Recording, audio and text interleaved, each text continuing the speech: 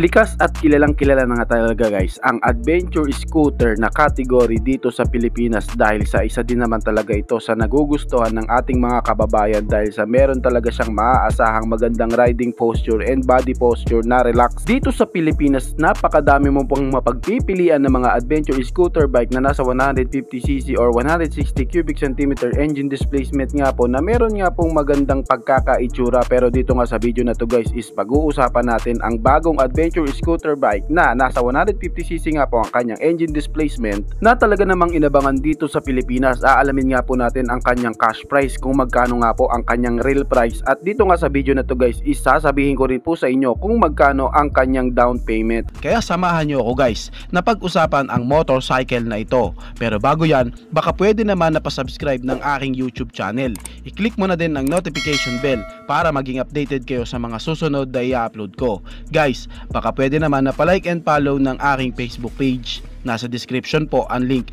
Kaya make sure guys na tapusin nyo ang video na ito para malaman nyo ang information may kinalaman sa motorcycle na ito.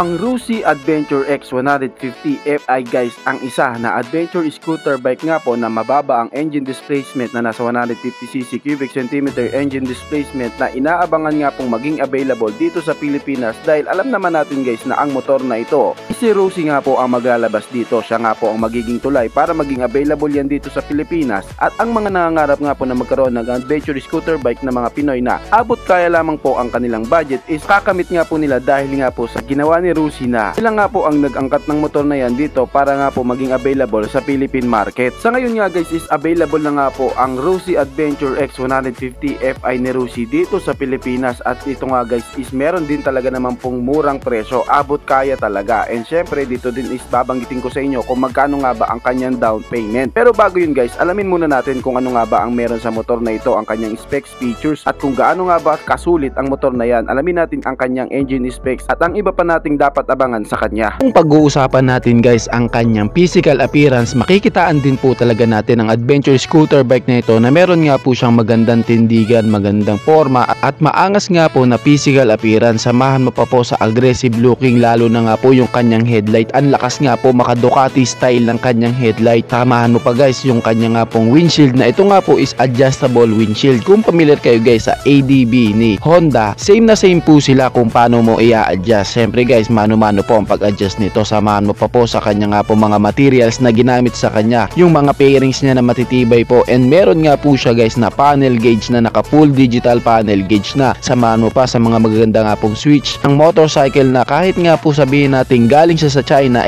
meron din po talagang quality. Maganda nga po ang kanyang texture sa kanyang upuan. Samahan mo pa po yung kanyang exhaust na maganda nga po ang forma. Kaya kung titignan nga po ang kanyang physical appearance guys, talagang masasabi mo po na makikipagsabayan din po ang kanyang forma sa iba nga pong mga motorcycle brand na naglalabas ng mga ADB scooter dito sa Pilipinas. Yung kanya nga po palang headlight guys is napakaangas ng kanyang DRL light. Lakas talaga maka Ducati. Tapos yung kanya nga pong headlight is naka projector na, and ang lahat nga po ng kanyang ilaw is naka LED na po, mapa-signal light and tail light. Bukod nga po sa forma at quality ng motorcycle na ito, talaga naman pong napakasulit din po pagdating sa kanyang specs. Alam nyo ba guys na meron nga po itong engine displacement na 150 cubic centimeter engine displacement, naka 4-stroke, naka single cylinder, naka single overhead cam with 4 valves. Yes guys, siya nga po is naka 4 valves na, kaya makakaasa ka nga po na pagdating sa kanyang power output is talaga naman pong meron din pong maibibigay na sulit na power and malakas na torque. And syempre makakaasa ka rin po na meron nga po itong matipid na gas consumption dahil sa ang kanyang fuel system is naka fuel injected na nga po. At pwede din po ang motorcycle na to guys sa mga long ride dahil alam nyo ba guys na ang kanya nga pong cooling system is naka liquid cooled engine na po, kaya sulit nga po talaga ang ADB scooter na ito. Dating nga po sa kanyang braking system, siya po is naka disc brake sa harap, naka disc brake na rin po ang braking system niya sa likuran. Pagdating po sa kanyang suspension, ito nga po guys is ginagamitan ng telescopic port na suspension sa unahan, dual shock absorber naman ang kanyang suspension sa likuran, and meron nga po siya guys na magandang gulong dahil sa off-road gaming din po ang motorcycle na to. Dual sport po adventure scooter bike na ito. Very unique nga po at maganda ang kanya nga pong handlebar na naka naked handlebar nga po ito, na meron nga pong wide na handlebar na makakaasa ka nga pong okay na okay pagdating sa traffic situation dahil sa malawak nga po ang steering ranges mo, dahilan din para mas maging maaluan ka lalo na kapag nasa traffic situation ka. Ang motor na to guys is naandito na nga po sa Pilipinas. Naman natin guys na naglabas na nga po si Rusi ng isa nga rin pong kaabang-abang na adventure scooter bike dito na nasa 175